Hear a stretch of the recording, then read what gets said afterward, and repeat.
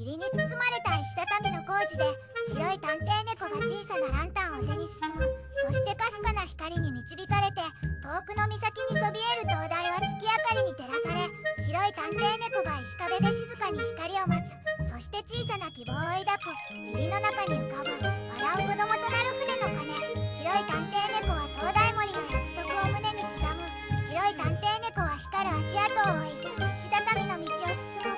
幻想的な街の明かりが遠くで揺れる。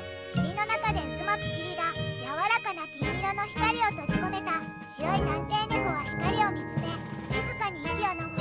白い探偵猫は目を閉じて誓いを思い、口元に小さな吹き出しが優しい字で現れる。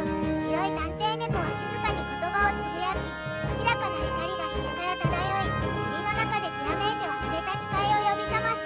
霧の中の号泣が引け、灯台の火が燃え上がった。その暖かな光が路地を照らし、白い探偵猫は嬉しそうに見つめた。復活した灯台の光が石畳を撫で、パステルリボンが舞う。